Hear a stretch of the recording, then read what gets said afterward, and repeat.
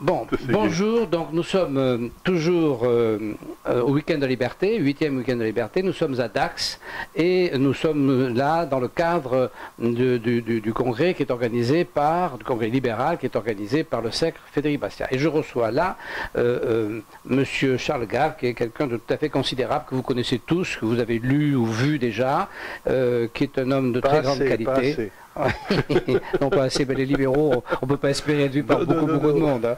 Non, on se réunit dans une cabine téléphonique. Donc, M. Charles Gave vient de faire un colloque dans lequel il a exposé l'idée que, pour lui, l'euro est une très grande faute et que c'est une catastrophe qu'on aurait pu éviter, car avant que l'euro soit mis en place, dès qu'il a été mis en place, vous aviez déjà expliqué que ça ne marcherait pas. Enfin, oui, ce que j'avais dit en termes clairs, c'est que ça allait amener à trop de maisons en Espagne, trop de fonctionnaires en France et trop d'usines en Allemagne. Tout à fait. C'est exactement ce qui s'est passé quand même. C'est exactement ce qui s'est passé. Allez. On est 15 ans après, ça ne marche pas. Les appareils industriels français, italiens, espagnols, etc. sont en train d'être détruits par la superbe compétitivité allemande. Et donc, ça veut dire que les emplois disparaissent, nos déficits budgétaires explosent puisqu'il faut payer maintenant ces gens qui ne travaillent plus. Donc, alors, paradoxalement, M. Gave, c'est que, un, vous avez raison, deux, les Français ont voté contre l'Europe, oui. Et trois, quand vous leur dites, mais votre euro, ça vaut rien, ils se disent, ah non, mais on veut le garder, ça c'est fou. Non, c'est parce que il y a une espèce d'attachement français à la rente. Ils aiment bien avoir de l'argent qui gagne sans risque. Si Et donc, quand il y avait des taux d'intérêt élevés, la monnaie qui dévaluait et tout, ça les forçait à faire un effort, à réfléchir, à investir intelligemment. Aujourd'hui, c'est une prime à la paresse. Vous vous collez en euros et pendant des années, vous vous colliez en obligations allemandes. Et vous n'aviez plus aucun problème. Donc, si vous voulez, l'euro, en quelque sorte, c'est le rêve des rentiers. Ça a facilité la vie de la partie non productive de notre société. Exactement. Alors que dans une société, vous avez toujours une minorité qui est prête à prendre des risques, une majorité qui ne veut pas en prendre ou qui n'a pas envie d'en prendre. Et ce n'est pas un jugement de valeur, je veux dire, je trouve parfaitement normal. Il y a certains âges de la vie où vous êtes prêt à prendre des risques, puis des âges de la vie où vous trouvez que ça va bien, vous en avez pris assez, que vous aimeriez vivre tranquille. Donc c'est pas du tout. Donc le vieillissement de la population est un peu aussi quelque chose qui amène déjà à prendre moins de risques. C'est tout à fait évident. Si vous acceptez cette analyse, à ce moment-là, qu'est-ce que vous constatez? Vous constatez que les gens qui prennent des risques, quand on est en taux de change qui bouge, eux, quand la monnaie baisse, si vous vendez des produits à l'étranger, votre revenu augmente. Oui, l'industriel y gagne. Il est plus performant mondialement. Il est plus performant mondialement. Il retrouve un niveau de compétitivité suffisant pour tailler des croupières aux Allemands. Tout à fait. Par contre, si vous êtes rentier, vous trouvez que la monnaie qui bouge, qui baisse, c'est pas du tout une bonne idée parce que vous ne pouvez plus aller passer vos vacances à l'extérieur, en Thaïlande, n'importe où. Donc, quelque part, le choix politique qui a été fait par les Français, c'est de favoriser les rentiers et les fonctionnaires qui sont plus nombreux au détriment des entrepreneurs. Mais le prix à payer, c'est comme nous ne sommes pas compétitifs et qu'il faut payer tous ces gens qui l'étaient mais qui ne le sont plus, ce qui se passe c'est assez simple, c'est qu'il faut les payer et comme on n'a pas les recettes fiscales pour les payer puisque l'économie ralentit, c'est la dette.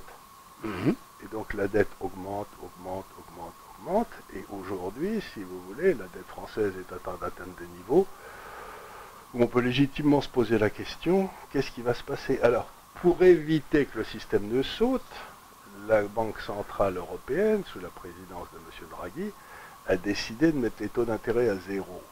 Parce que je ne sais pas si vous le savez, mais ce qu'il y a dans le budget de l'État, ce n'est pas le niveau de la dette, c'est le service de la dette. C'est-à-dire, c'est les intérêts multipliés par la dette. Si vous mettez les taux d'intérêt à 0, la dette ne coûte plus rien. Absolument, on est d'accord. Donc vous pouvez continuer ce système. À augmenter le budget et à des budgets déficitaires. Des budgets déficitaires, et à payer des gens ne rien foutre, etc., etc. Mais vous savez bien qu'un jour ou l'autre, quand même... Vous trichez. D'abord, c'est un faux en écriture publique. Oui, on est d'accord. C'est une tricherie. C'est une tricherie. Oui, oui. Ils devraient tous finir en prison. Oui, oui. Donc, mais ça va peut-être leur arriver. Ça va peut-être leur arriver. Autrefois, d'ailleurs, ce serait un gros progrès, parce qu'autrefois, quand un ministre des Finances ou un banquier central faisait ça, on les tripait place de Grève. Oui, c'est vrai. Donc, si vous voulez, je trouve quand même on a fait des progrès dans la civilisation. Oui, et puis si on va se déplacer, on va les triper à Bercy. ça va changer d'endroit. Oui, faire sauter Bercy serait une bonne idée. Oui. D'ailleurs, ça ressemble à un bunker. Ce serait une excellente idée. Puis ça pourrait glisser dans la Seine assez facilement. Ouais. Non, mais donc est-ce que alors finalement, est-ce que ça vous amène à penser que, parce que dans le fond, vous expliquez très logiquement ce dérapage, on a donc une partie de la population majoritaire qui est confortée, ou pour lequel ce système est confortable, une partie minoritaire pour lequel celle qui fait de la valeur, c'est la partie minoritaire. Et c'est la partie minoritaire de la valeur. On est bien d'accord. Et donc cette partie minoritaire, qu'est-ce qu'elle fait? Elle s'en va. Ou elle arrête de créer. Quand je suis arrivé à Hong Kong en 2001 ou 2002, je me souviens plus très bien, il y avait 5000 Français à Hong Kong. Ah ouais. Aujourd'hui, il y en a 25 000. Ah bon? Il y a plus de Français à Hong Kong que d'Anglais, que de Britanniques. Et donc, vous êtes en train de perdre à toute allure toute cette classe productive, créatrice, oui, c'est important ça. Qui ne partait pas autrefois, parce qu'ils ne parlaient pas l'anglais. C'est exact. Mais maintenant, ils parlent l'anglais. Et donc, ils s'en vont. Et donc, vous allez à New York, vous allez dans la City, les tout meilleurs, c'est toujours des Français qui sont très bien formés. Et vous allez à Miami, toute une partie de Miami est française. Vous allez, je crois qu'il y a quelque chose comme 36 000 ingénieurs français dans la Silicon Valley. Ah oui. Eh bien, ils seraient peut-être mieux en France, ces gars-là, non? C'est clair. Donc, ce que j'essaye de dire aux gens, c'est que je leur dis, c'est bien joli de vouloir être des rentiers, mais votre rente, un de ces quatre, vous ne pourrez plus la toucher. Oui. Et alors, vous avez cette expérience mondiale, est-ce que c'est vraiment un problème franco-français ou est-ce que c'est le destin de toute démocratie de finalement marginaliser son élite qui est productive, qui est toujours minoritaire, puisqu'il y a davantage de gens qui veulent être tranquilles ou retraités tranquilles? Est-ce que la démocratie par essence va fatalement aboutir à l'échec économique du communisme en général, violent en URSS parce qu'il était arrivé violemment, mais qui pourrait arriver d'une manière plus insidieuse par la démocratie? Est-ce que vous pensez que c'est un destin inévitable? C'est pas inévitable, mais je crois qu'il faut faire une différence essentielle dans la démocratie entre la démocratie représentative et la démocratie directe. C'est pas quelque chose qui risque d'arriver. C'est pas quelque chose qui risque d'arriver aux Suisses. Parce que les Suisses, ils votent sur tout. Tout à fait. Et donc, si vous voulez, vous regardez le poids de l'État dans le PIB suisse, depuis les 50 dernières années, il est toujours à 35%. Ça ne bouge pas. Et donc, dans une démocratie représentative, vous avez toujours un gars qui se lève et qui dit, dans le fond, il faudrait que les riches payent plus. Non, mais je suis d'accord complètement avec ce que vous dites là. Et donc, le problème, c'est la démocratie représentative. C'est une perversion de la démocratie. On le faisait autrefois parce qu'il fallait 15 jours pour aller de Toulouse à Paris. Mais maintenant, avec les internets et tout, il n'y a aucune raison qu'on n'ait pas, par exemple, des référendums d'initiative populaire sur les nouveaux impôts. Donc à ce moment-là, vous pensez que même... Oui, mais ça c'est formidable. Donc vous êtes tout à fait pour la démocratie directe, qui en fait, et c'est un pléonasme, la démocratie devrait être directe. Elle devrait être que ça. C'était les Anglais qui avaient inventé la démocratie représentative, parce qu'ils avaient des gens qui étaient en Inde, ils avaient tout ça, donc il fallait leur laisser le temps de rentrer. C'était donc... Et la deuxième chose, la perversion de la démocratie, c'est que quand vous avez une classe politique qui est élue par des gens qui eux-mêmes ne prennent aucun risque, ça ne peut pas marcher. Je veux dire par là, c'est que les trois grandes démocraties du monde, qui sont démocraties depuis plus de 200 ans, c'est-à-dire la Suisse, les États-Unis et la Grande-Bretagne, le fonctionnaire est inéligible. Oui. C'est-à-dire que s'il est élu, aussi, oui, on est d'accord. S'il est élu, il donne sa démission de la fonction publique. Oui, c'est normal, c'est normal. Tandis que là, vous prenez un homme tout à fait admirable comme M. Juppé. M. Juppé, il a pris sa retraite comme inspecteur général des finances qu'il touche. S'il est battu, il retournera dans son camp d'origine. Et donc, vous avez créé une classe politique qui fait de la politique... Qui a un conflit d'intérêts. Sans prendre de risques. Absolument. Et comme le rôle de cette classe politique, c'est de réformer l'État français, et qui sont tous fonctionnaires, parce qu'ils sont les seuls à bénéficier. C'est sûr, c'est sûr. Et donc, la première des réformes, il n'y a qu'une réforme à faire en France, c'est rendre le fonctionnaire inéligible. Oui. Et à ce moment-là, on pourra peut-être continuer la démocratie représentative, et de là, aller au référendum d'initiative populaire, et à des choses comme ça. Quoi. Oui, c'est une solution simple. Oui, parce que, en fait... Vous ne pouvez pas réformer l'État avec les fonctionnaires en charge. Non, c'est pas possible. C'est demander, si vous voulez, si vous donnez la clé de votre cave à un sommelier alcoolique. Quoi. En plus, il prendra d'abord les bonnes bouteilles. Oui, c'est ce qu'ils font. Il est des sommeliers. C'est ce qu'ils font, Oui, ils prennent d'abord les bonnes bouteilles. Ah oui, oui. Ah oui, non, non. C'est pas la démocratie qui est c'est comme aujourd'hui en France, nous souffrons énormément de ce que j'appelle le capitalisme de connivence, c'est-à-dire une espèce d'entente. Ça, alors m'en parlez pas. Je peux vous raconter entre la classe politique et les grandes affaires françaises. Bon. Ça n'a rien à voir avec le libéralisme. C'est une perversion du libéralisme. La démocratie telle qu'on la pratique en France est aujourd'hui une perversion de la démocratie. Donc nous avons une perversion du capitalisme. En France, nous souffrons d'une double perversion. Ouais. Ah mais c'est une perversion, vous avez raison. Tout simplement parce que ça tente à éliminer la concurrence.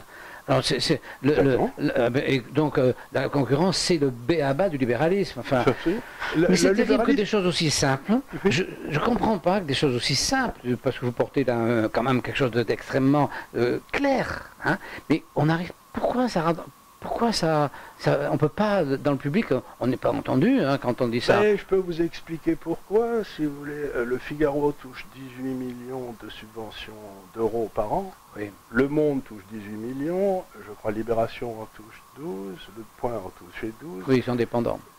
Et les chaînes de radio et télévision appartiennent à soit des marchands d'armes. On est dans le cadre de l'ORTF déguisé, autrement, mais c'est l'ORTF. L'ORTF, au moins, si vous voulez, ça représentait De Gaulle. Bon, vous pouvez dire ce qu'on voulait de De Gaulle, mais c'était quand même un homme qui n'était pas mesquin. Parce que là, ça représente des intérêts... mesquin, oui. Mais c'est le mot mesquin.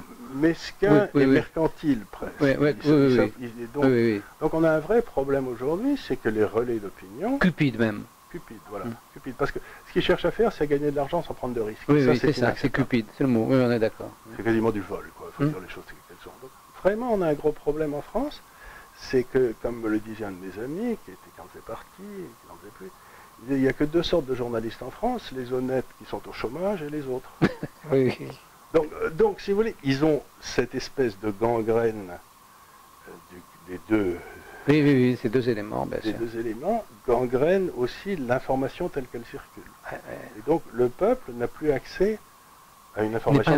Il n'est pas informé. On est dans une Union soviétique molle. Oui, alors ce qu'il y a de terrible, c'est que ces gens nous reprochent, quand on parle du marché, de grands reproches du marché philosophique, c'est de dire le marché ne marche pas, le marché marche, mais uniquement avec des gens très informés, et comme on ne peut pas informer tout le monde, donc le marché ne marche pas, donc on le supprime.